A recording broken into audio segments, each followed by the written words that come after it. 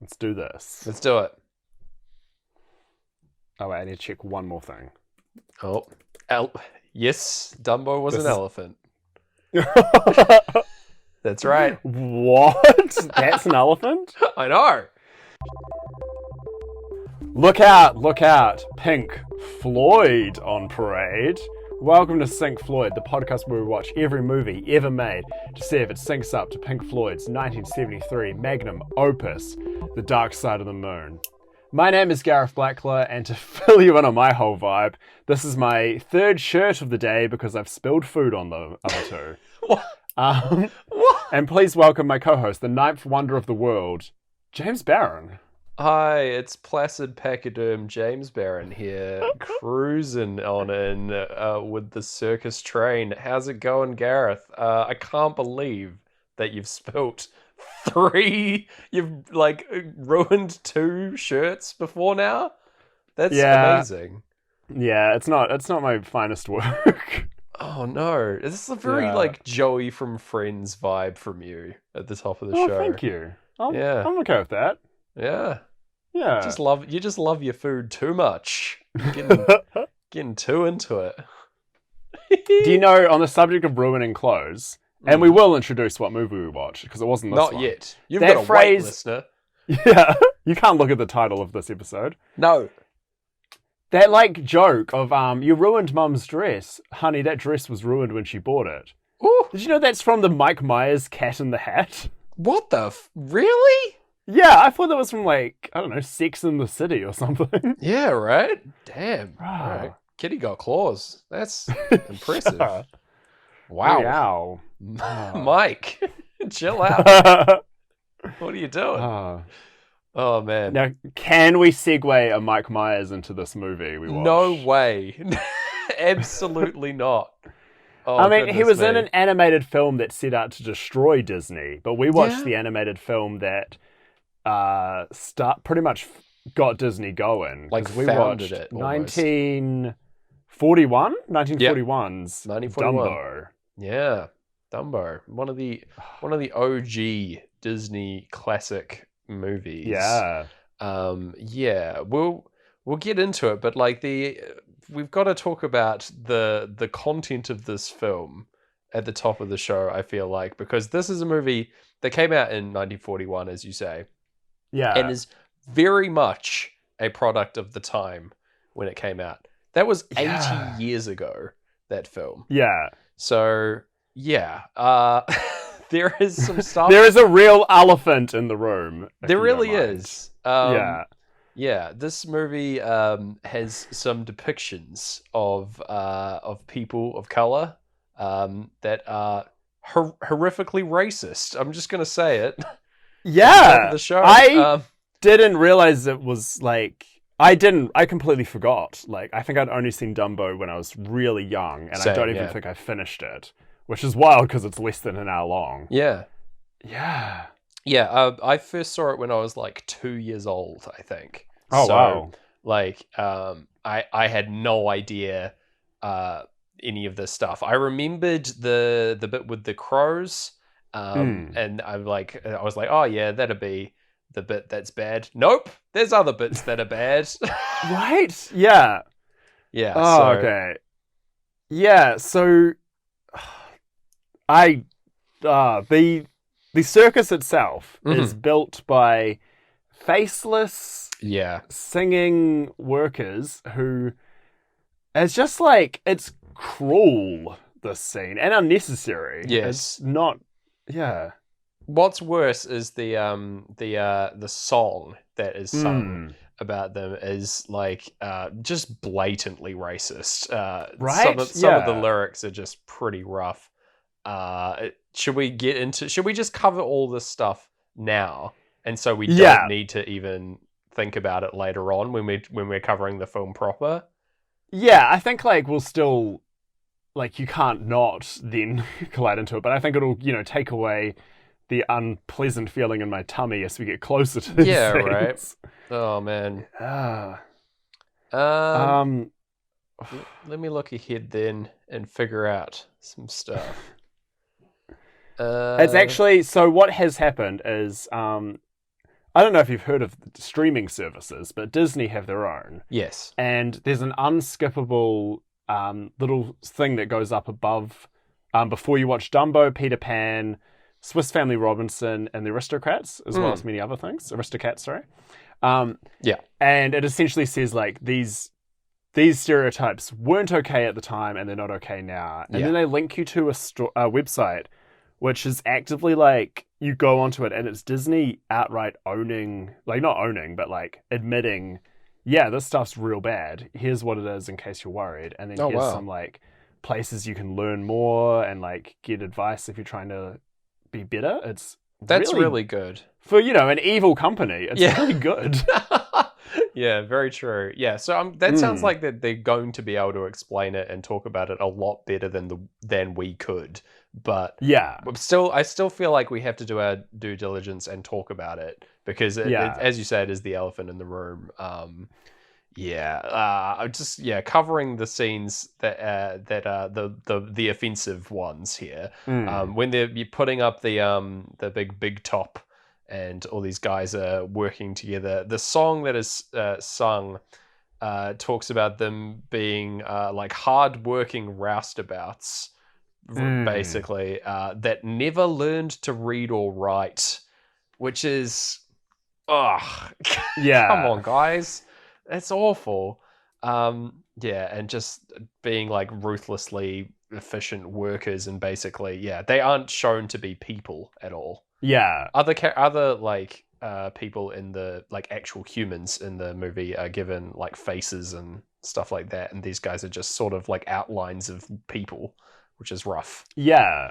It's interesting because this movie was, Disney tried to save as much money working on it, so a lot of stuff is very simplified and stylized. Definitely. But yeah, as you said, like, all the humans, you know, they're not given as much personality as the animals, but to be stripped down this badly is, it's yikes city population Dumbo. Yeah. And the other part that is it's sort of doubling down on this point is the portrayal of the crow characters in the film. Yes. So this was the more famous one. Yeah. And, like, the more discussed. Everyone's kind of agreed that the workers bad. Is awful. But these crows. So this is more like a traditional kind of Jim Crow depiction of black people. And that what the main character, the main crow among this group, is literally called Jim Crow, and they changed the name in the 1950s because even then it was inappropriate. But like, they are like depictions. They're very like jazzy guys hanging out, and they're all voiced by black actors, except for the main crow. The main crow is a white man. Yeah, he's the voice of Jiminy Cricket. Wow. I did not know that. Okay. Bizarre. But generally, though, these crows are portrayed positively. Like, they are like, they laugh at Dumbo's situation, obviously, and are nasty to him. But then they sort of like change their tune later on, and eventually like help him find the like solution to his problems. They're like sort of the key to the success in Dumbo. Like, which is a pretty cool thing that their legacy is like a positive one, you know? Also, so Whoopi Goldberg, of all people, has argued, I don't know why of all people, I trust her opinion on this more than I trust my own. For sure. Just like I do for everything. But she has argued that the crows, there should be toys of the crows, and they should be celebrated because they are helpful characters. Yeah. But I still can't get past the main one being like a white guy doing like this terrible stereotype. Yeah, it's pretty rough. It's like smoking a big fat cigar. They're all like dressed in little outfits as well that are like sort of parodies of black people. It's like, it's pretty rough stuff. Yeah. They do have the best song in the movie as well, though. I love the jazz standard kind of thing that they've got going on. It's like repeated multiple times and like redone as like a refrain at the end. But it's the one that everyone remembers, and it's sick. So Overall, it's interesting as well because the other four crows, it was giving, you know, a job to people of color in a time when it was a lot harder for them to get work, even though it is to play a stereotype. Yeah, But yeah, I don't know. definitely interesting, but like yeah, I feel like we had to talk about this. Yeah, It's a part of what Dumbo is about, and I'm glad we covered it yeah, at the top of the show, and I will like gloss over it as I go through the my talking of the through the plot of the film as I usually do. Um, yeah. but I'm not gonna like dwell on much of the bad stuff about this. I'm gonna be looking more into the sinks because that's what we do on the show. Um, How do you, because we've discovered as we've worked on this show, as we've done the show, like a lot of stuff, even from the 90s, even from like 2015, mm. like cannot hold up and can render something quite good, quite uncomfortable. Do you have any way you kind of reconcile that in your mind yet? Or what do you have a strategy or do you just take it case by case? Usually, I would take it case by case. I feel, but Mm, like, um, definitely movies are like products of their time, much like any kind of art piece, and that yeah. you have to sort of separate it from what was happening at the time. Well, you can't really separate it from what was happening at Mm, the time, is what I'm trying to say, and that like all art is like product of its time, and so it's going to be reflecting the general consensus and opinions of people or the person who made the art at the time, and so usually it's quite difficult to divorce that. Um, mm, but in general, if I enjoy a piece of like media and there are problems with it, or like if I'm revisiting something that I enjoyed in the past and like it doesn't hold up in that certain way, especially if it's like a kind of thing where it's just inappropriate by today's standards or something like that, yeah. then yeah, I'm definitely willing to revise my opinions on any kind of media like in that way. Mm, And I feel like it's important to do that as well. Like if you like I don't know, I liked a bunch of like really dumb like terrible movies from when I was like a teenager that I found like thought were really funny, but like looking yeah. back at them now, they're just like either like especially like mid 2000s ones, they're like homophobic or like Mm, sexist, and I just like because I was a teenager and I didn't know better, like I found them funny at the time, but now revisiting them, I wouldn't like recommend them or say that they were great movies based on that. Like, you know, yeah. and I feel like yeah, it's important to do that in general. But like whether or not you like feel the same way, it's like it's up to you. I'm not gonna like knock anyone for enjoying those movies or whatever, but yeah, I feel like it's important to have your own opinion about this kind of thing. Yeah. It's like for instance, I don't want to revisit Superbad because Mm, of like the idea of, well, I won't get into it just in case it's like upsetting for someone. sure. But like the main plot is very skating close to what we now all consider like assault. Yeah. But but on the other hand, like the kind of underlying plot and friendship of Superbad was actually something that was really important to me as Well, a teenager. Like definitely. it helped me kind of figure out my friendships. Yeah. So yeah, I feel like it's good to take what you can and then it's good to have like conversations and yeah, say like that's not okay, but Yeah. you know, with yeah, it's good to talk, you know. And I Yeah. will say if you want to learn the super bad lesson, watch Booksmart. It's There the you not go. problematic one. Yeah. Makes Yeah. absolutely. Yeah. It's a sparking discussion for sure. Um, Yeah. but yeah, in terms of how this like relates to Dumbo, right? Like it's a Mm. classic Disney movie that like sort of launched the career and like livelihood of all the Disney classics that you know and love. Yeah. So like it sort of all rolls back to that. Like other than it was their like big like one of their first big feature films, other than like Steamboat Willie and stuff, which came like earlier. But Yeah. it was their first like big color one that I believe. Uh, It might not have been, but it was definitely their first like financial like because they big again they success. made this super cheap because they were trying Mm. to make up for losses of earlier films. Oh, okay. And yeah, it was their first like financial explosion, really. Right.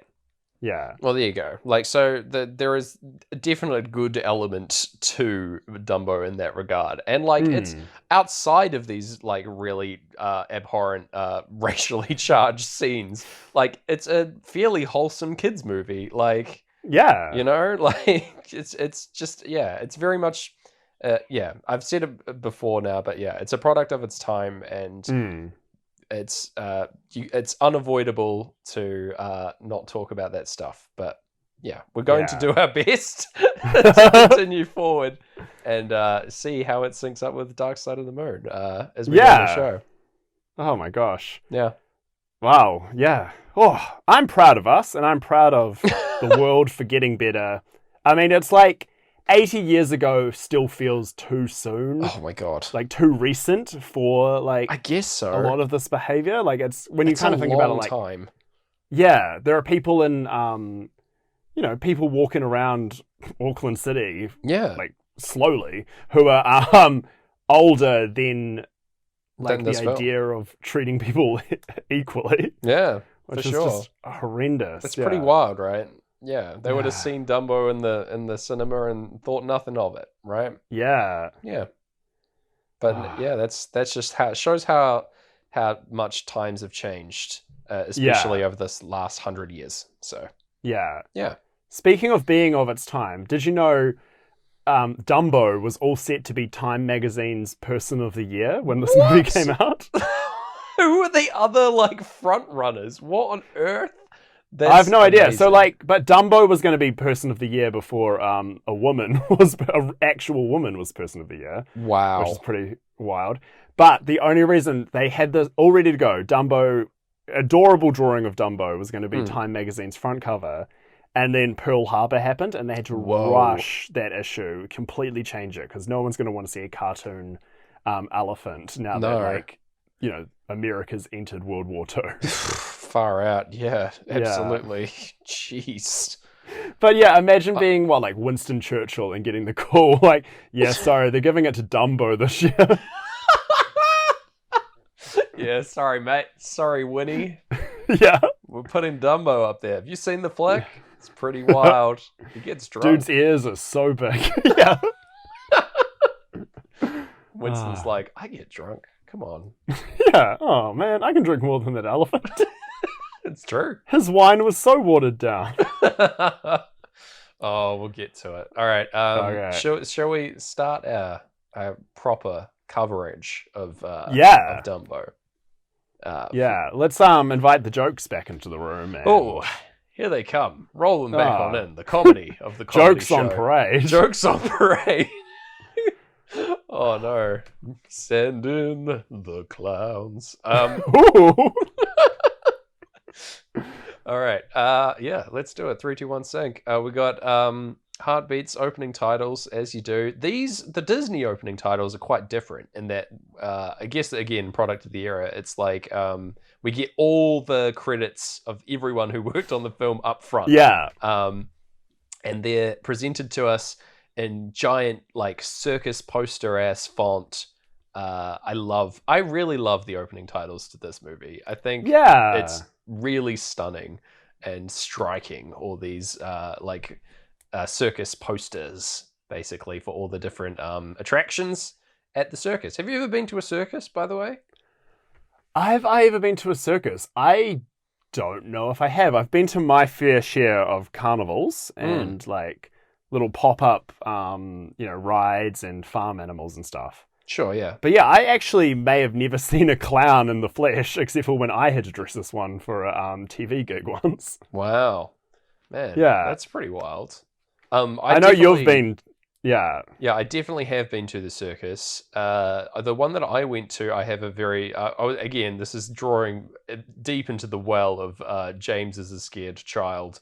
But at the circus, there was this huge, papier-mâché tree that presented... It was acted as the, ringmaster for the events, and would introduce all the acts that would come on. This huge tree that took up one corner of the big top.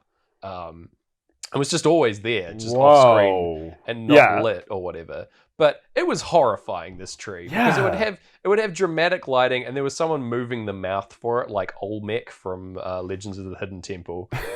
Good call. Yeah, and It was very scary. There was ominous lighting. They had smoke machines rolling across the ground with smoke rolling out. It was very scary. Talking tree. Yeah. Yeah, I remember crying at the Oh. first introduction of this tree. But I feel like by the end of the show, I was over it because they kept bringing the Yeah. tree back.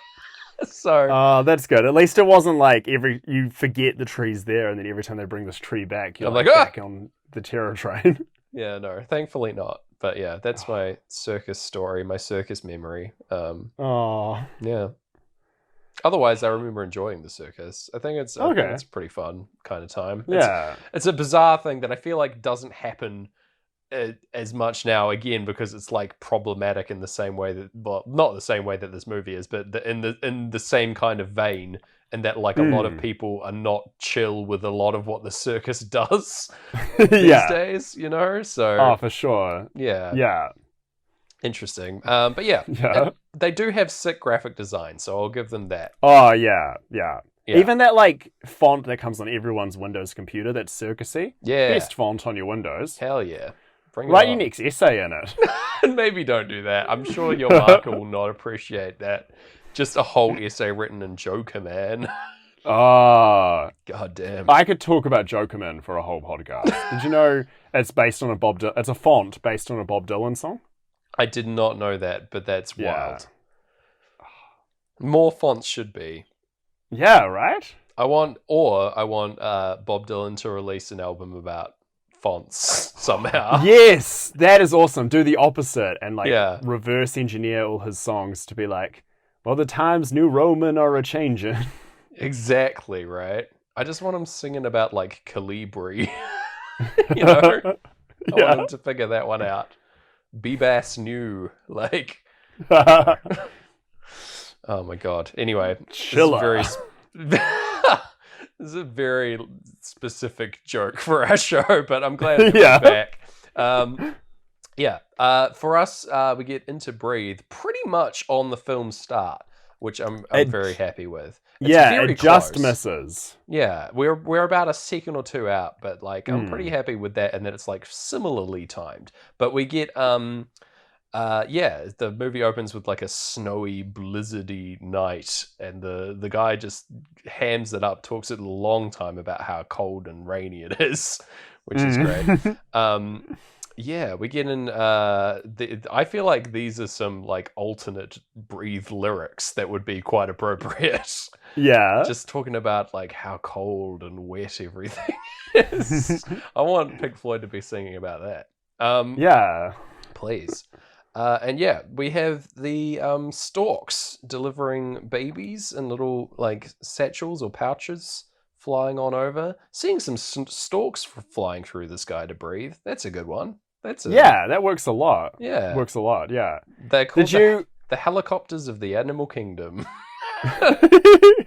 Love it. Yeah. Were you brought up with the stork story, or did your parents cut to the chase? I don't think so. It's hard to remember. My parents were usually fairly straight up about a lot of stuff. Yeah. Like Santa Claus for sure was like a big part of like growing up. Easter Bunny, all that jazz. I don't know. I don't think the stork was one. It was just like, I don't think I was ever curious about where babies came from. I was just like, I don't care about babies. I am a baby, perhaps, but yeah, I'd never really even considered it. I think That's awesome. Yeah, I think I was the same. I knew they came from, and this might be a huge twist to some of our listeners, but I knew they came from a mummy's tummy. Yes, I knew that as well. But yeah. Yeah, and I knew vaguely that people had sex, and unfortunately, and I knew about DNA. I was real clued up on DNA. Wow. And unfortunately, I sat mum and dad down, and I was like, "Hey, so how does the dad's DNA get involved into the mum's tummy?" And then this was maybe Wednesday night.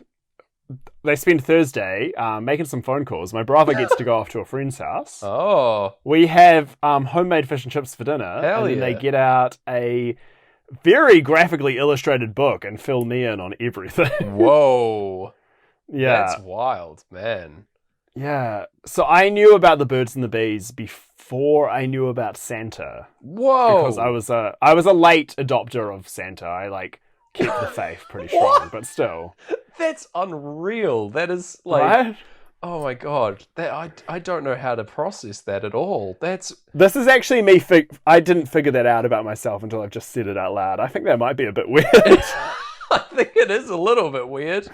Oh no, Man, I love it though. I feel like you turned out okay in spite of that, but I don't think it's like bad parenting or whatever. I think your parents did a fine job, but like, man, that's wild. Fair enough. You just asked the right questions, I guess. Like it's a pretty clued up like ask, definitely being like, yes, I've got the diagrams, mum and dad. How does the DNA get from here to here? I've figured everything else out. I've got it all. Like DNA, mummy's tummy. I just want to connect these two dots. Okay.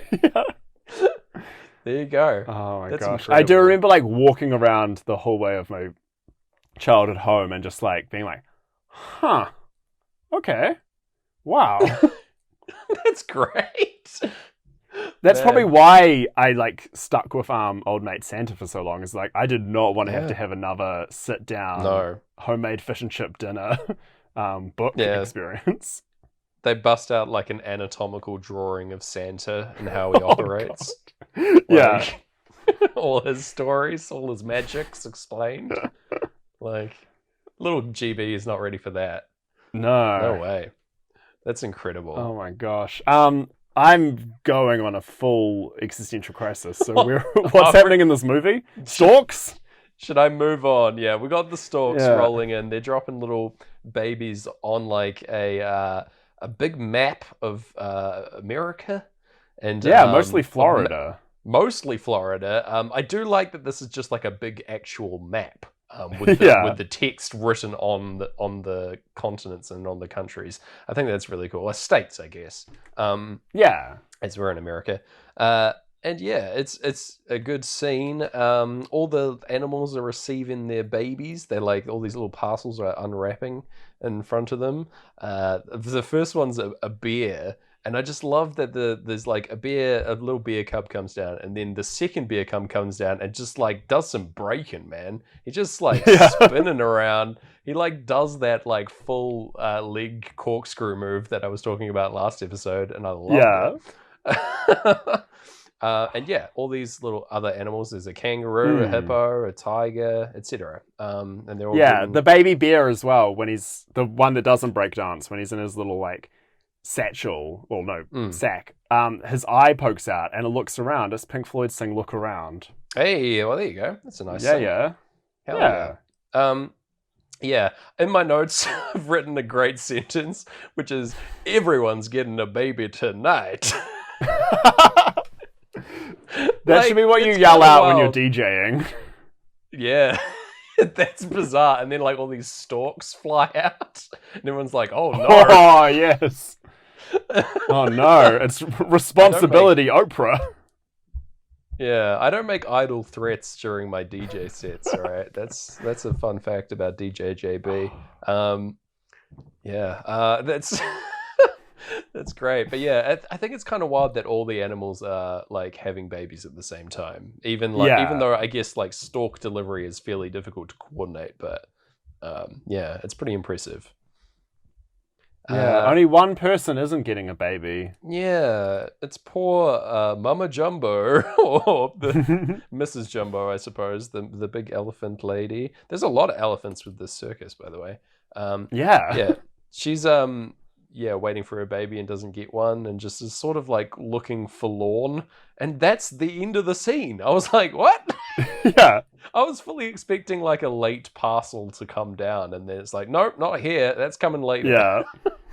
But anyway, there's and very, very close again to being a scene that ends right on breathing. It's like again a couple seconds off. Yeah, we're starting off strong with the like close calls to things here, but like if there was a tighter edit on the old opening credits, we would have been golden, but never mind. So the circus is rolling out in this like big circus train that they all travel in together. I do love that the train itself, the like engine, is like animated as if it's alive. It's got like a little cap, and later on it does the like I think I can thing, which is something that like my grandparents would always say to me about trains, the classic like lines. But yeah, I do really like how they made the train like come to life. It's a very nice little animated touch. Yeah. It's actually like I love that the kind of character design and production design of this film is very ununiform. It's just like they make the trains personified, the people get like super, obviously in a bad way, but in a good way as well. The people are super stylized. Yeah, definitely. Super not. It's really interesting. It's like I feel like as overall animation has got better, this kind of looseness has fallen away. Definitely, yeah. This is everything's sort of like you can clearly see where they've cut corners, but like it gives it its own sort of charm in a way, and that like you see like that everything's painted on these like very intensely and impressively drawn backdrops that are static, and then like the important bits, the like cells are animated over top, and that's the original Disney animation style. But it definitely has its own like feel to it in a really good way. I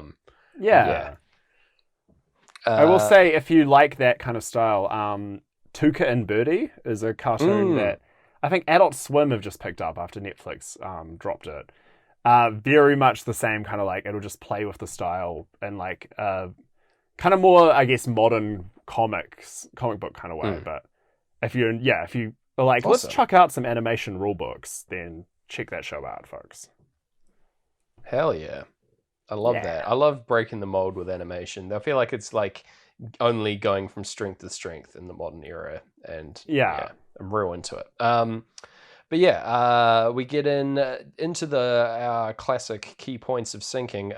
The on the run crash is rolling in. It does not align, sadly, in this instance. We just see that there's a late stork who is rolling in with a package that he forgot in the earlier scene, and he's balanced on a cloud, which is very good. And the on the run crash happens as this like bag is slowly drifting through the clouds, implying a like horrible crash fall for this baby, but I don't think it actually happens. He manages to save it, so it's all fine. Yeah, it's a bit of a bait and switch by the Floyd boys there. It doesn't align with much other than just straight up stork negligence, is what my phone is telling me. He goes down and does the full delivery service to Mrs. Jumbo as all the clocks are going off. He he can't find her on top of the train, and then eventually like finds the right like train car as he's walking along the top. And he does this whole like delivery man spiel. He sings a wee song about delivering the baby, which I enjoyed. He's got like 2 different mantras that he repeats and can't decide between the 2 of them, which is very funny. Yeah.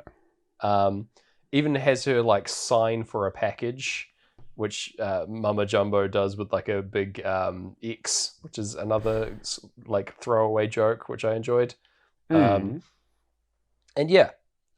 gets like yanked out the window by like a train signal as well as he's singing Happy Birthday. Yeah, and he's off. Which I don't know. Was it you that told me that it's now legal to sing Happy Birthday like fully? Yeah. As of 2015. So back then, though, they would have been paying money to the full royalties. What are their names? Patty and Mildred Hill or something. Yeah, the owners, the birthday sisters. Yeah, birthday sisters. Nice. So the little baby elephant is revealed and looks up at the mum, and all the other elephants are like, "Oh, so cute! I love it." Until it sneezes and it reveals the giant ears of Dumbo, the classic look. And they're shocked and horrified, all the other elephants. They're all like, "Oh, it's hideous, oh gosh." And it's not that crazy. I feel like as things go, Dumbo having big ears isn't that unusual. I guess it's like the whole point of Dumbo is that it's like a bullying thing, right? People Yeah. like that are different to you, being treated differently is unacceptable, which is wildly ironic considering the like racist undertones in this movie. Yeah. But yeah, that's the like moral that Dumbo as a story is trying to convey.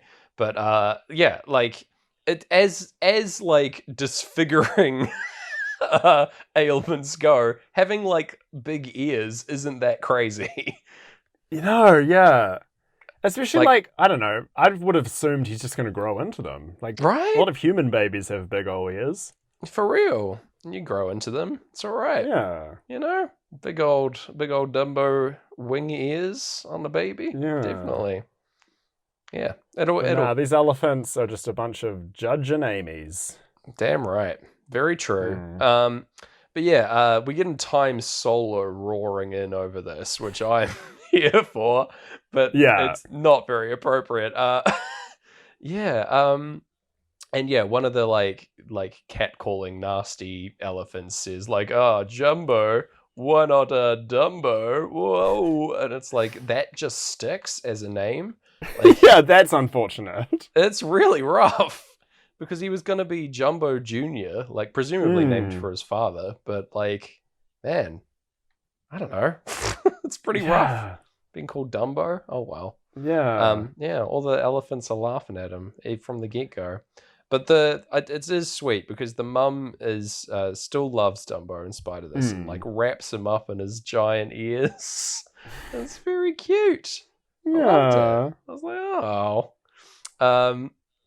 And yeah, it's just like chill hanging out times over the chill part of Time Solo. As soon as it goes from like the loud roaring like guitar solo part into the like more slowed down breakdown of the solo, that's when we get into like a more relaxing like family life kind of style. Yeah, it's good. Good call. Yeah. In general, also, we're seeing like this train journey continue, and I feel like a train journey is another good fit for Time as a song, you know? Yeah. Like the marching progression and the old clockwork mechanisms of engineering, etc. You know? Yeah. That's the feeling that I get from the song a lot of the time. Yeah. No, good call. Yeah. This is where we get our first scene, which I described earlier, with the workers, and the elephants also come out and help out. They're like shunting like freight and stuff around the place, and it's pouring with rain during the scene as well when they're setting up this big top. It's like terrible working conditions, but yeah, they get it done, and over the song. And we have great gig over this sequence, which really adds to the like somber atmosphere of the scene. Yeah. Really points out like how messed up this is. But anyway. Who is this scene for? Like, imagine being a kid and being like, know. best scene was when they worked out in the rain. Yeah, I guess so. I feel like it's like, oh, it takes a lot of work to run a circus. Like, here's all the animals helping out, doing their part, you know? And it's like, I don't know. Because the thing is, these guys have no faces, and you never see them again as well. They're just in this scene. And it's like, all right. All right, guys. But yeah, we've covered it, so. I wonder if you chopped that scene out, whether or not it will help our syncs or not. Like, yeah, maybe. I can't think of any sync that I was like, oh, that's 4 minutes late. But yeah. Well, I don't know. I feel like Dumbo would be a way shorter movie in general. It's already a very short movie in that it's 65 minutes in length, which is fairly short as movies go. And yeah, that would probably bring it to under 60 minutes, which is pretty wild. True. Yeah.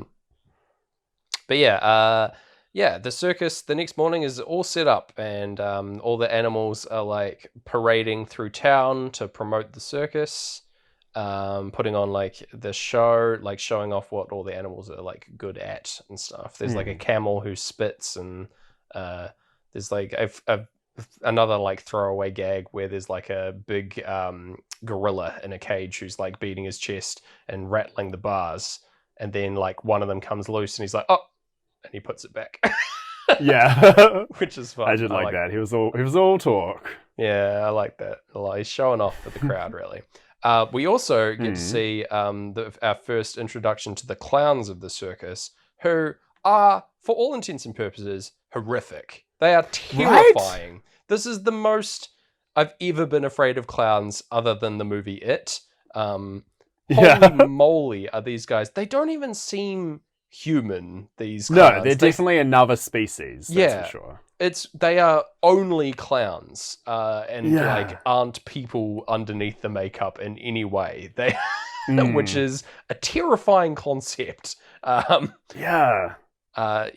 We see them like later on getting changed after their show and like presumably like taking off their costumes, but we never actually see it. Like it's always behind like the tent flap or whatever to save on money, I guess. But like for us, that means we only ever see them in their clown form, and that's very upsetting. What if they are wearing makeup? They are wearing white face paint, red lips, red nose. All the classics. They take it off. They just turn into silhouettes. Oh God, I hate that. Yeah, they're just like ghostly I don't like it either. I'm shells. sorry. Yeah, inhabiting the like carapace of a clown, much like It. Yeah, it's no good. Anyway, I do want to make my big call. I'm so sorry. I'm so sorry. No. My big call is that clowning and clowns are going to come back in the 2020s. Oh, for sure. I'm here for that. Yeah. It's going to have the clown 2029, resurgence. Clowns are cool. Yeah. Clowns are cool. Clowns are no longer scary. Clowns are awesome. 2029. Wow. That is a big call. And we'll, I guess, like, future listeners definitely write into us. I don't know if we'll still be doing the show in 9 years. Maybe we will. Or in 8 years from now. We will never be free. Oh, God. But yeah, definitely let us know if clowns... I guess we will know, but like, call Gareth on his shot, whether or not he got it right or got it wrong. I'd love to know the future, from the future. If you can send mail to the past and let us know now if that's gonna happen, I'd be down, because I could start preparing. Yeah, we need to find the lake house, the lake house from the film Lake House. Yeah, that'd be ideal. But just use it to talk about clowns. Yeah. Yeah. It's called Clown House. We just try and pack in as many of our friends as possible. Yeah. Oh. Yeah. So Dumbo is part of this parade as well, and he trips on his ears for the first time here and falls in some mud. This is going to be a recurring thing, in that like he is clumsy and trips over his big ears as a recurring bit. Bit unfortunate. But again, probably would grow into them, so it's going to be fine for little Dumbo. So the mum gives him like a bath, and they're having a grand old time. But Dumbo's still tripping over his ears, and there are like these really mean kids that are around. Yeah. There's this guy who's got like buck teeth, and he's a nasty little kid, and he's like making fun of Dumbo and like pulls his ears and pulls his tail and stuff. And yeah, he's real nasty. And so the mum like bats him away with a trunk, and they think because she's like a rogue elephant, they're like are going like, oh shit, there's the elephant's attacking kids, which is bad. Let's not get that wrong. But so they take Dumbo away, and she flips out because they're taking the child away from the mum, and that's never going to go well. So she starts like beating up the heavies of the circus, attacks the ringmaster, is like destroying equipment. It's no good. Having a full-on freak out moment, and it's very sad. So they lock her up in a little like cage car on the train, and she's wearing these like manacles around each of her elephant legs, which I don't know if it would work, because elephant like feet are famously like not very wide in comparison to their legs, but whatever. Yeah, she's like all manacled up. There's like a big ball and chain. It's like classic like prison fatigue kind of style stuff. But very sad, very Yeah. dejected. And yeah, poor Dumbo's on his own. There's this shot of Dumbo just crying and like rocking his head backwards and forwards, like from Yeah. side to side is I feel for him. It's so Mm. sweet. It's just so sad. Did you know And elephants actually do sway back and forth when they're sad oh, or when they're that's emotional? really sad. I did not know that. Yeah. Oh Yeah. man. This is like an accurate fact that the movie portrays. Wow. Yeah. Amazing. Some of it's rare accuracy. Yeah, right? Oh man. But yeah, all the other nasty elephant ladies are like having gossip about what's happened, which is a recurring thing as well. They're just like hot gossips that Yeah. love chatting about the what's been going on, and they're saying, "Oh, well, One of I them heard this." uses this amazing term called like dirt in my trunk about some hot Like, gossip. wow, I really got some dirt stuck in my craw that I need to air out for you ladies. Disgusting. But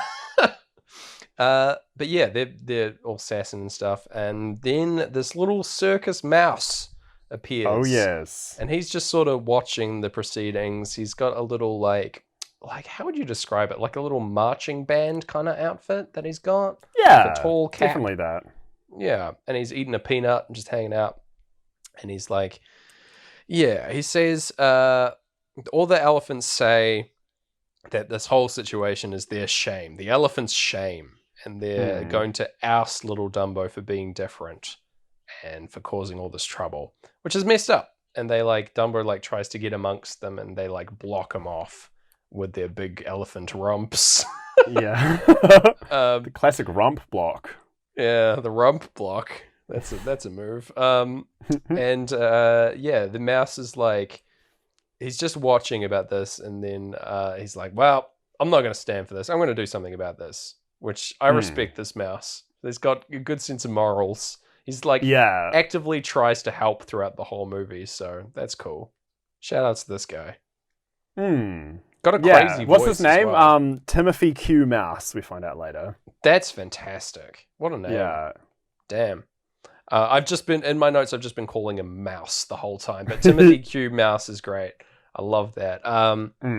But yeah, so he like takes it upon himself to like teach these elephants a lesson. And of course, elephants famously afraid of mice, as per the fable, where they just are scared of mice. I don't think this is true at all, but for the purposes of a kid's story, it's all good. They all the elephants like jump up into the ceiling and like cling to poles and stuff, which I think is really funny. Like startled like housewives, you know. It's very good. And Dumbo himself is also afraid and hides in some like hay inside a haystack, and like is coaxed out with a little peanut from the mouse, which is very nice. And then they walk along together as we go over the descending scale in time, as we get out of the solo back into the main verse. So them walking along there syncs quite well as they just set off together. And yeah, the mouse is very kind to Dumbo and says that his big ears are beautiful, and that Dumbo will be a star and a headliner for being so notable and fantastic, which is great. Yeah. What a we all need this mouse. Yeah. Would you rather have Remy from Ratatouille? You know, you kind of need both, but would you rather have Remy from Ratatouille or Timothy Q. Mouse helping you out? Man, I feel like, Timothy Q. Mouse gets in some scrapes. He's like a well-meaning friend that like will accidentally lead you astray, but will always like have your best interests at heart. I feel like Remy has a good sense of morals on his own, and I trust him to be a better friend in the long run, you know? Yeah. So I feel like as a pairing, I think that'd be like dynamite as a duo. But I would go Remy over Tim for sure. Yeah. But both good. Yeah. I'm just Your thoughts? picturing this this combination of them where Remy is sitting on top of Timothy Q. Mouse's head and Inside trying to control him, even though he's way bigger. He has to have a way bigger hat. Yeah. The hat that's like bigger than the mouse by like twice the size. Oh my god. Clearly shaped like a rat. Yeah. It's just He's like, yeah, nothing's going on here. It's like, I can't cook without you helping me, Remy. I need you to get in my big hat. Amazing. Yeah. So the ringmaster at this point, we're listening in through the wall of the tent about the ringmaster who has this ingenious idea to make a bit more money as we get into money, which is good. He's talking about stacking up these elephants into a big pyramid, and he's like, and then the climax. And he doesn't have a climax. He doesn't know how the act should end at all. Which is a bit embarrassing. But yeah. Anyway, he goes off to bed, and he's like, it'll come to me in a dream, as it always does. And he goes. I love that he goes to sleep with his hat on first, his like big top hat, so that we can be sure this is the ringmaster. Which is we're not going to forget. No, it's very good. And presumably, I think that the mouse goes in and like whispers his what the climax should be, how it should be Dumbo, and he should wave a little flag at the top of the pyramid. It'd be great. But I feel like a lot of this ringmaster's ideas have come from this unsuspecting mouse. Like, right? If that's always where he's getting his ideas. Yeah, he's never had an original thought, and really it's this mouse running the show. I think that makes a lot of sense. Yeah, for sure. That's my headcanon for the Dumbo world. Yeah. The Dumbo cinematic universe. Oh god, let that never be a thing. Have you seen the Tim Burton remake of Dumbo, by the way? I have not, and I actively refuse to, because I think that's a recipe for disaster. A live action Dumbo. I don't think that should ever have been made. No. What is fascinating about it is originally cast to play the hero was Will Smith. What? And originally cast to play the villain was Tom Hanks. Whoa, okay. Yeah. All right. Neither of them have been on a film together yet. I am coming back on board, because that is a way into my heart. Having Tom Hanks play a villain, come on. All right, I'm listening. You're heading in the right. Your head's in the right space. You're heading in the right direction, Hollywood. All right, but a little more finesse, a little more better movie choices, and we'll be in business. Yeah, right? They probably like had them both on set, and their like combined charisma just like glitched out the CGI Dumbo, and they had to be like, "Nah, you got to go. It's got to be Michael boys. Keaton and Colin Farrell now." Yeah, sorry. I love that they like changed casting for both of them. That's hilarious. Yeah, we had to like get a whole new CG Dumbo in, and he costs more than both of you actors. Some say the malfunctioning Dumbo is still out in the woods of Hollywood. Oh god, that's scary. Up near the sign. If you can spot it, he's glitching, flying. On snowy nights, you can see it. Oh god, so scary. That's a movie we should make. Yeah, definitely. That's a movie we should make, and no one will see. Oh my god, amazing. But yeah, so after this idea is planted, Inception style, in the ringmaster's mind. It is Inception. Yeah, we cut to the act in session, in performance. The elephants are all balancing on a big ball, and that's the plan. I do enjoy that the ringmaster's like fake tuxedo that he wears on the front here. I don't know if this is a common thing, but it like rolls up and like hits him in the face like it's a roll of parchment, which is very funny. Yeah. Because he like, it makes sense that he wouldn't like iron his fake tuxedo thing, because he's a bad ringmaster. What do you like? But yeah, all the elephants like try and as dignified as possible balance on one another, but they're very like clumsy and wobbly, as they aren't designed to balance on one another's backs. No, fun fact. Yeah, and they nearly like fall over multiple times. Mm. We get into Us and Them now, and Dumbo is waiting in the wings for his time to shine as the climax of the show. He's got a little flag with a D on it for Dumbo, Yeah. which is hilarious, but also mean.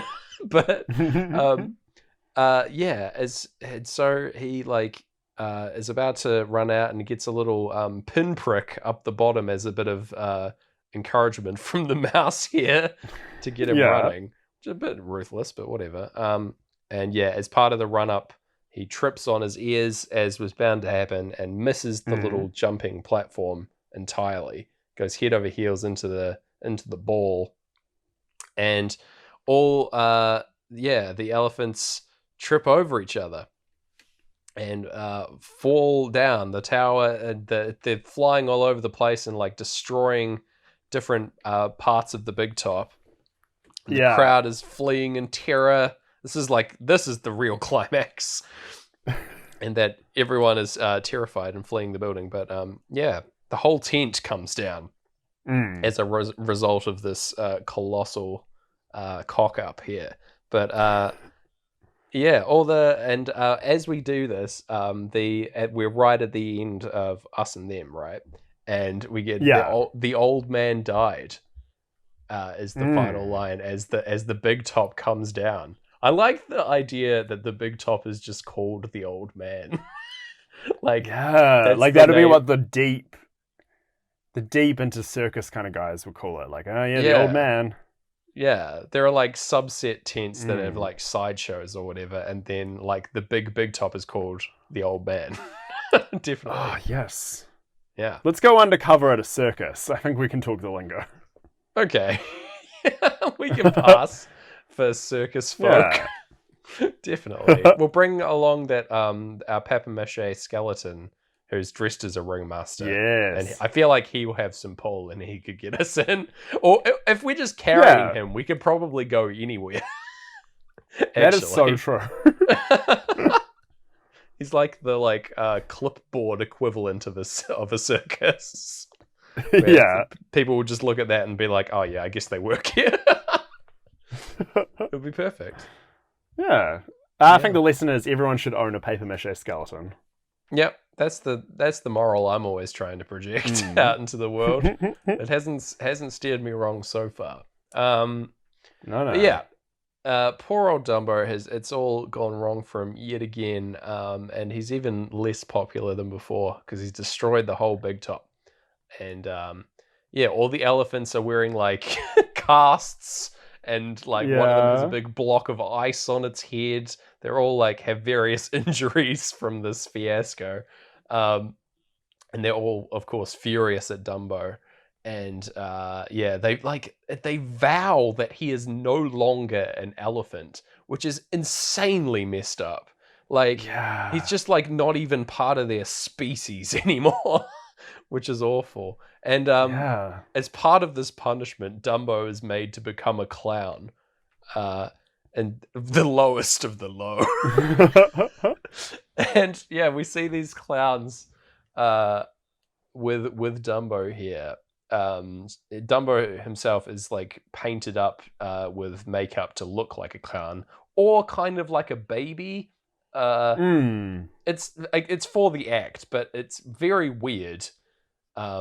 This is the main reason, by the way, that I haven't seen the Tim Burton Dumbo, is because on the poster for the Tim Burton Dumbo, it's Dumbo with his face painted like this baby, and that was a very upsetting image.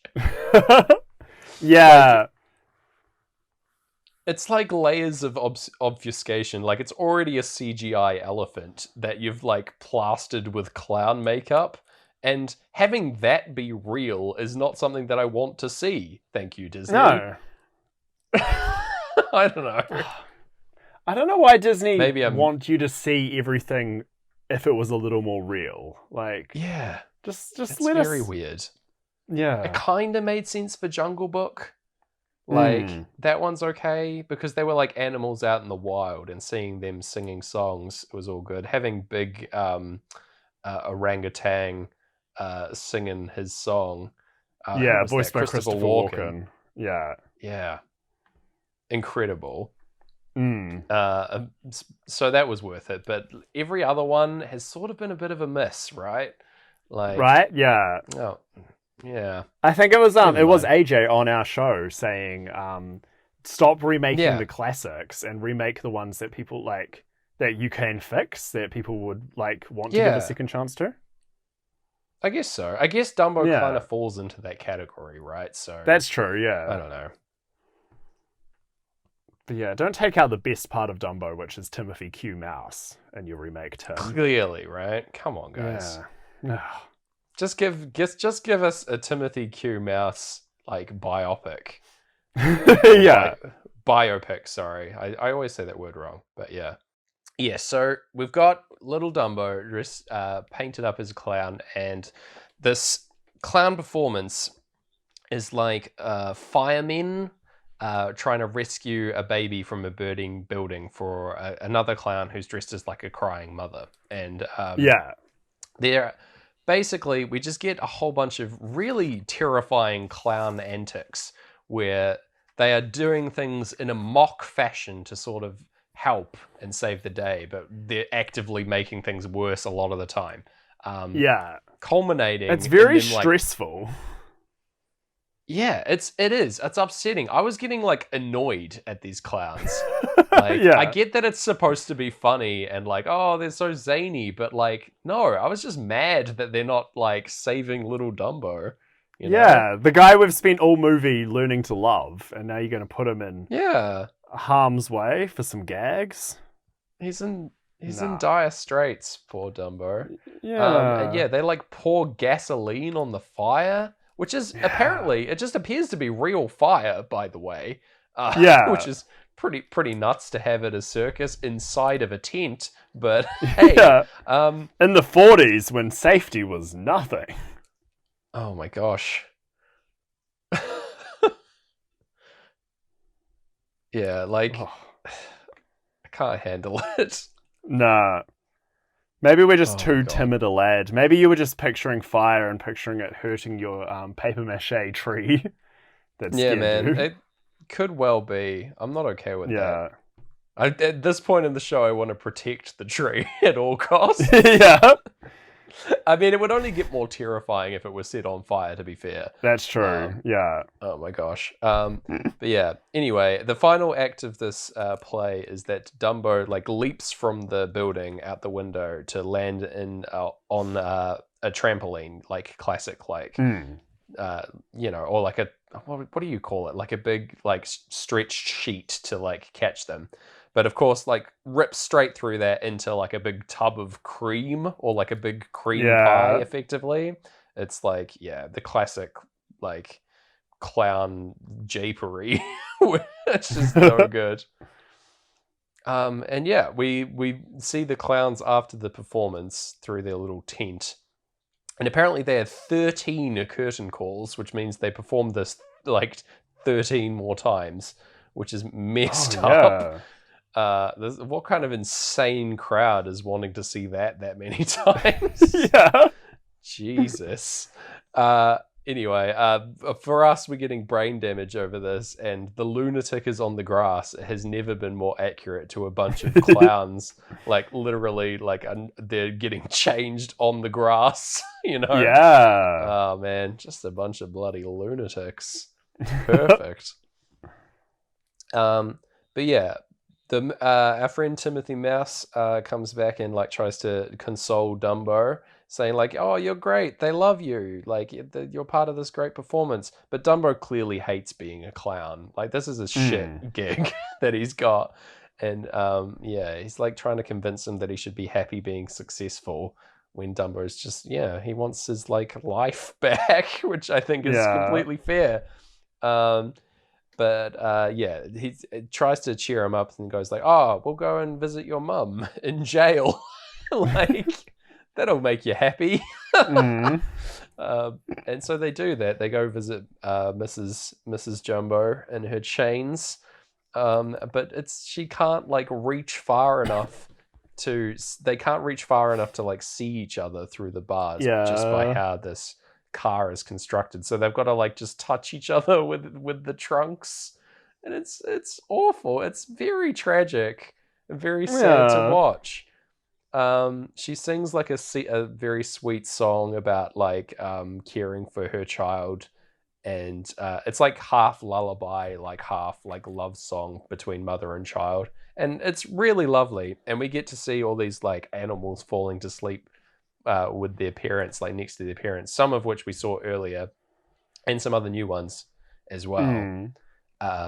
My favorite one personally here is there are a monkey. There's a monkey and their babies, and there's a monkey baby who is sleeping in the tail of the monkey mum, which I really love.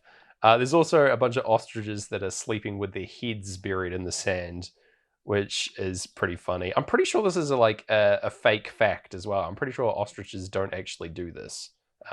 They don't bury their heads. I'm pretty sure they do dig to look for food, and that's it. Yeah. Yeah. But they don't sleep with their heads in the sand. That's definitely not. Thing. Yeah. No way. Yeah. But yeah, but you're not the only person song. who. Oh, sorry. You're not the only person who liked that that scene, because Pink Floyd themselves say, "I think it's nice" while that's happening. Yeah, I agree. I think it's pretty nice. Even the little mouse, little Timothy Mouse, sheds a tear. He's not like completely devoid of heart. He's like, oh yeah, actually, this is a messed up situation. And yeah, we get into eclipse as they have to say goodbye to each other as the song finishes, and like they're like torn apart again. Yeah. And it's very tragic at the end of playthrough 1 for us. And yeah, all we have to do now, we cut back to these drunk ass clowns over the silence. They're just being assholes, talking about how they can improve this act by making it even more dangerous for Dumbo. Like, how many stories can we make this building, make this elephant jump out of a building? They're like, oh, why not 1,000 stories, LOL? Bloody classic clowns. The worst. But yeah, they'll be able to redeem themselves come 2029. Yeah. At least in this movie, clowns confirmed evil. So there you go. They go and ask their boss for like more money, which this one I'm kind of on the clown's side. 13 curtain calls, like maybe ask for a raise after that. Yeah. Like, that's kind of fair. There's a rumor that the clowns were modeled after animators who striked and asked for more money from Disney. Oh, whoa. Which is very messed up when you consider that, like, you know, again, these clowns got 13 curtain calls. These animators have, you know, done beautiful things, and especially in the very next scene. Oh my god. Yeah. So as part of this, so they all head off to do that, and they drop a bottle of champagne out that falls through the flap of the tent here, and falls into a bucket of water over the heartbeats between the plays. And this is heightened drama for me, the viewer. Like, having this happen over basically silence, as I know what's coming now because it haunted my nightmares for many a moon. So as part of like cheering up Dumbo, the mouse is like, why don't you have a drink of water? Because Dumbo was so sad from crying, he's given himself hiccups. And like, of course, to cure hiccups, you have a glass of water. This is very true, by the way. Have a glass of water and like look upwards, I find helps for some other reason. You got any other like sweet hiccup cures or miracle cures in this kind of vein? I have absolutely nothing. I know now that like trying to go boo to someone doesn't work, and also isn't a very fun idea. So don't do that. It's pretty annoying, really. If you've got hiccups, it's just like inviting someone to be like an annoying clown in your life. Like, that's no good. Maybe that's how clowns will take off for 2029, is the great hiccup epidemic, and they're scaring everyone. They save us all, right? Yeah. Maybe. I don't know. Anyway, sorry. That's all right. But yeah, I've got a couple. The other one for me is like brain freeze, you know, with like you have a ice block or something, and then suddenly you get brain freeze. My cure for that, again, is to like close your eyes. If you're outside, close your eyes and like look upwards to the sun. Having the sun on your face, I feel like really helps with brain freeze for some reason. Wow. Yeah, I don't know. That's my cure. It works for me, so maybe give that one a shot. These are great. Yeah. I know, like, stick out your tongue while you're chopping onions, and it'll, like, stop your eyes watering. That one works. I've never really had much of a problem chopping onions, unless I'm chopping, like, 10 or more. But I just, like, I'd have the right body chemistry, I guess, that it doesn't usually affect me, but, yeah. That's fascinating. I feel like it's got worse as I've got older, or I'm just eating more onions, which is actually the more likely one. Yeah. Onions are good, guys. That's the secret. Yeah, right? They're worth the tears. They're bloody delicious. But yeah, so yeah, this champagne bottle, of course, is inside this water bucket that young child Dumbo, newborn effectively, Dumbo, drinks out of this effectively like champagne shandy that has been poured here. It's no good. But of course, as a child, instantly drunk. Really bad. And like blowing big bubbles out of his nose, which is like, I guess, how they illustrate it. The mouse, Timothy Mouse, also falls in and over Breathe. Breathe starts up, and we hang on the shot of this bucket, and I'm certain this mouse is drowned. And they like hang here for ages, and then he like comes out, of course, drunk off his ass, and does some like floating around on bubbles. We get into Breathe, and all is going well, but then Dumbo starts blowing bubbles out of his nose that are like different shapes. Blows like a cube out of his nose, which is upsetting. And then shit goes off the rails. We are about to take a one-way trip into Trip Out City, like, because of course it's Pink Elephants on Parade, a famous scene from Dumbo, which is mental. Right? It's wild that this is in a kid's film, one. I think this is just like animators having a lot of fun and having all these crazy ideas and just doing all of them. But yeah, it's like a mental trip out for drunk Dumbo and drunk Timothy Mouse, I guess, is in the context of the story. For us, we have this sequence play out over half of Breathe and all of On the Run. It is way scarier with On the Run playing instead of the Pink Elephants on Parade song. Already a scary song. But with the tension of On the Run and like various like sirens and things flying in, really, really scary. It's because, like, obviously Pink Elephants is kind of, humans have been singing songs for, centuries. So the fact that Pink Elephants is set to this rhythm, they're warning you through song about the Pink Elephants, it's kind of more comforting. When it's a song that is, like, for all intents and purposes, not syncing in the slightest to what's happening, it instead creates a beautiful, dare I say, anti-sync, where it's way, way scarier. So I feel like we have to count it on our graph as a real sync because it's helping the film. For sure. It is a wholly discordant experience. It is upsetting to watch it this way. It's basically, I'll break down like some of the stuff that happens throughout. Please do. Because it's sort of like a MTV music video where people were given a big budget just to go absolutely nuts. And it's great. There are just, lots of pink elephants doing multiple different things in different situations. Highlights for me include, there is an elephant like waking up in bed, and like in a hospital bed, no less. And that bed... Very Pink Floyd. Yeah, right? And that bed like lifts off the ground and flies into black nothingness. Like, that is in this film. um, there is a person, like a humanoid shape made out of elephant faces all joined together walking towards the camera. Scary. There Yeah. is a pyramid that morphs into a elephant and like blows smoke out of a big pipe. There's an elephant that turns into a snake and then into a snake charmer, and Yeah. then the snake charmer elephant who's like dancing around just turns into a single unblinking eye in the center Yeah. of the frame.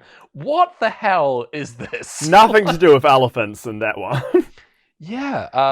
Ah, Yeah. So the crash sound in On the Run does sync up with an elephant getting struck in the head by a bolt of lightning. yes. Yeah, What? I did love that. Like, man, that's Hmm. insane. The final part of the sequence is like pretty hard to watch in that there's a lot of flashing lights behind it for some Yeah. reason, like near epilepsy warning here, and that Yeah. there's like elephants flying all over the screen as if they're in like sitting in roller coaster cars that don't exist, and like zipping and zooming across the screen over like blue and black flashing background, Yeah. and that's hard to watch. It's like strobing out, and yeah, where they all sort of just float. They crash. There's a big explosion, which doesn't sync up with the crash sound and On the Run, No. certainly. But then they all float away into the distance and turn into the pink morning clouds of a sunrise. And this is where the clocks go off Yeah. for time, as if waking us up with an alarm. Yeah. Unreal. Which is totally what Pink Floyd meant for those clocks to do. Is like, Right? we've played you something that in the 70s, very rare to get a full synthesizer song. We've played you that. Now we're going to wake you up and take you into a classic rock song. Yeah. There's no doubt. Incredible. Yeah. I was kind of floored with how well this worked, and that it was just like such a discordant, horrific situation, and then to be brought back with the morning sun and the clocks of time just felt so right. I was aghast. It's good. And we go into on the final location of the movie with this tree. We find Dumbo and Timothy Mouse up a tree, like really high up in this big old tree, and the crow guys are all hanging out. Our crow friends here. There are 5 cool crows chilling. Yeah. Friends, and, maybe not, but don't know. Yeah, they'd sort of like argue with each other a hell of a lot. But anyway, they the leader crow goes down and like checks out what's going on, and Timothy Mouse wakes up hungover for the first time in his life, and there's like a bit of a slow wake up when he realizes that they're up a tree, and then Dumbo falls down with Timothy Mouse in tow, and they like hit several branches on the way down. We only get the crow's reactions to this. Classic cartoon slapstick. Yeah, ingenious. But they survive falling like probably like 35 feet, something like that. Yeah. And landing in this puddle at the bottom. The crows are all laughing at this, and they're trying to figure out how they got up in the tree. And the crow suggests that, like, oh, maybe you flew up. Whoa! And the mouse is like, oh my god, that's what it is. You can fly. Like, you're the 9th wonder of the world, Dumbo. You're a flying elephant. It's amazing. And the crows are like, nah, man. And they sing their song about having never seen. They've seen everything. I've seen everything, man.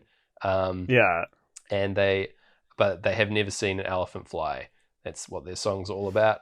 There's quite clever lyrics to this song as well, and that it's all like classic English sayings that are misconstrued, like truck stop and things like that. Yeah. It's clever.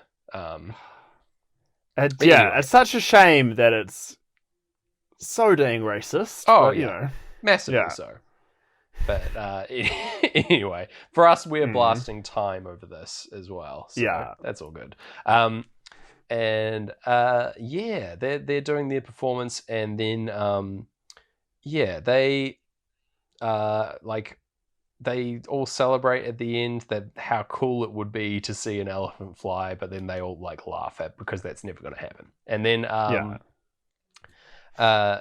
yeah, Timothy Mouse is like goes and shames them. He's like, for shame. He tells them the story of Dumbo, how he's a little orphan and how his mother was taken away. And the crows, like, to their credit, like sympathize and like they're like, oh, we didn't know.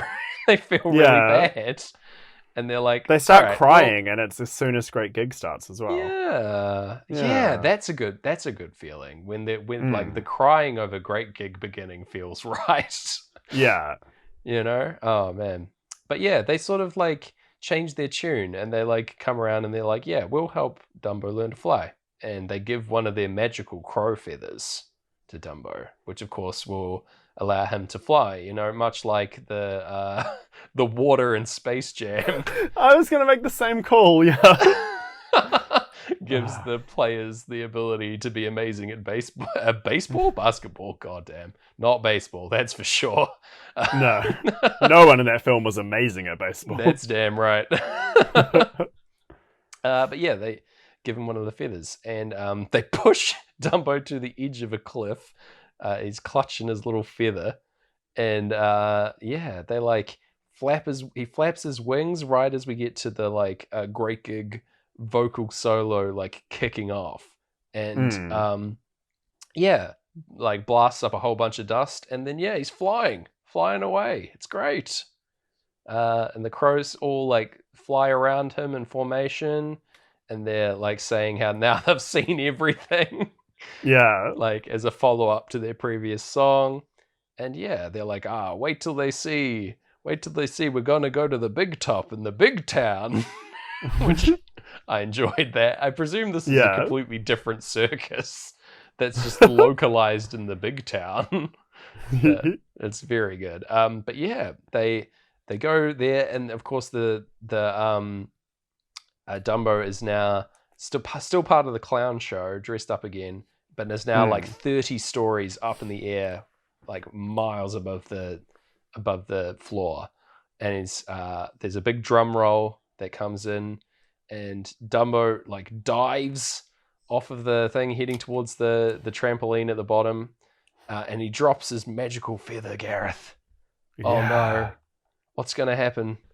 And as he does this and he's plummeting towards the earth, the lyrics that Pink Floyd's saying, we get the little breakdown in the middle of Great Gig where that person says, I was never frightened of dying, which is sick. Yeah, that's perfect. Yeah. And then, like, last minute, Dumbo, like, flies without the use of the magical feather. He glides all around the big top and causes some mischief. Yeah. It turns out he had the power in him all along. He didn't need the magical feather.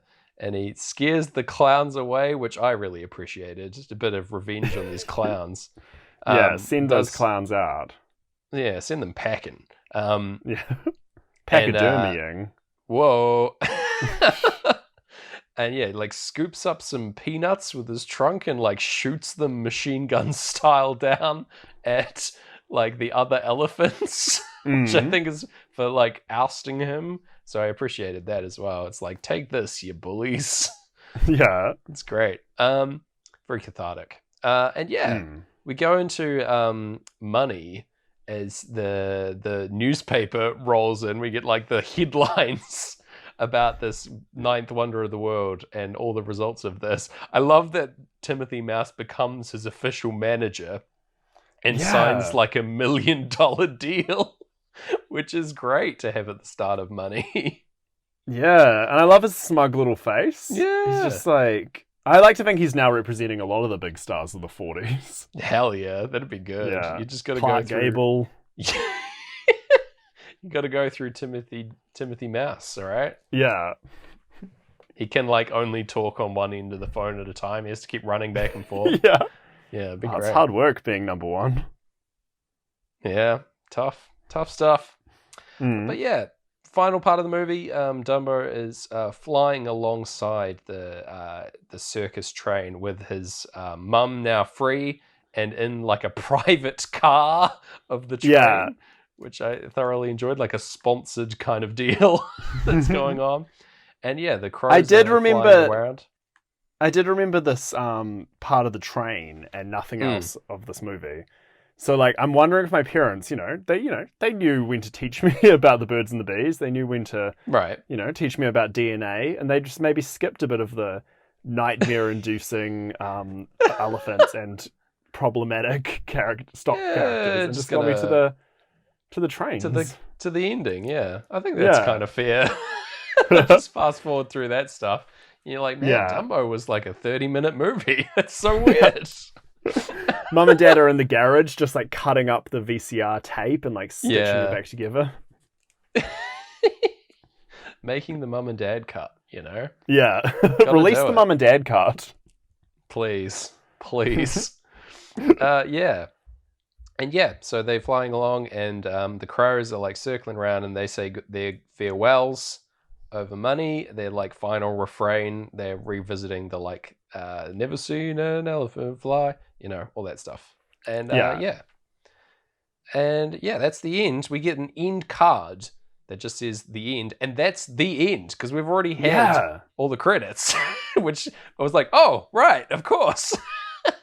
That was it. It was very strange, like moving my mouse on the old Disney Plus and seeing like only 2 minutes remain when Dumbo just starts flying, and you're like, wait, what? But movies? Yeah, exactly, right? They just end. That's all you need, man. The story is resolved. You get all your catharsis in that little bit. It's like all mournful sorrow for most of Dumbo, and then a short burst of revenge at the end. Yeah. And yeah, that's it. What did you think? How did it sink? What did I think? Like, we clearly were just missing a couple of really good syncs at the beginning, like just seconds off. But each one of them worked to give us a complete anti-sync of a beautiful pink elephant scene. Yeah. And the time rolling in immediately after that was very strong. Yeah. I think our last strong anti-sync was in A Quiet Place. Yeah. And we put that at I believe a 7. So I'm pretty keen to put these two I'm feeling similarly, actually. wildly different films together. Yeah, definitely. I was feeling a 7 as well, actually. That was my gut reaction. So I'm quite happy with that. A 7 made up of a trunk. Dumbo's like twisting his trunk, about to blow a bubble. There you go. Sweet. Yeah. Nice. Perfect. Perfect. What hip hop producer does that? Is it Metro I don't know. Boomin? I only know it as a sample from Street Fighter. That that's what it is. And then Kanye just and when sampled you nowhere. perfectly defeat a foe without taking damage. Oh man. There you go. It's a good sample though. Yeah, it is, eh? All right, what are we doing next week, friendo? James. Yep. We've got good results by getting close to the moon. We've seen aliens get us to a 10. We've seen breakdancing and flips get us a 9, and old people in spaceships get us a 9. We've seen an elephant fly us all the way to a 7. But we're getting close to the moon, but we're not getting near the other important word, which is dark. We're not getting near dark. So let's get near dark by watching 1987's film, Near Dark. Hey, all right. Hey. Nice. I did not see that one coming. Okay. Near Dark. I've never heard of that film. So a Midwestern farm boy reluctantly becomes a member of the undead when a girl he meets turns out to be a part of a band of vampires who roam the highways in stolen cars. All right. That's Near a Dark. fascinating premise. I already have Right? questions, but I'm very excited Yeah. to see this movie. Cool. Sweet. All right. Yeah, why were the Quick cars plugs. so important? Yeah, what? It seems like a minor one. When Yeah. there's vampires and zombies on the horizon. Like, Mm. whether what they're doing with their free time seems less important. But anyway, Yeah. I'm sure it'll all be revealed. Oh wow. Well gosh, Cool. until then you can check out Sync Floyd Near Dark, you can check us out near the sun Near light. coming back up. We're everywhere. By Anytime. everywhere you mean on Twitter at syncfloydpod and Gmail at syncfloydpod at gmail.com. And yeah, tell your friends about this show. Why not? I've been Gareth Blackler, I've been James Barron. and we'll see you on the dark side of the moon. On the dark side of the moon. Ooh. Spooky. Is that so we don't get sued? You're singing it different. Yeah, I'm doing the happy birthday thing now.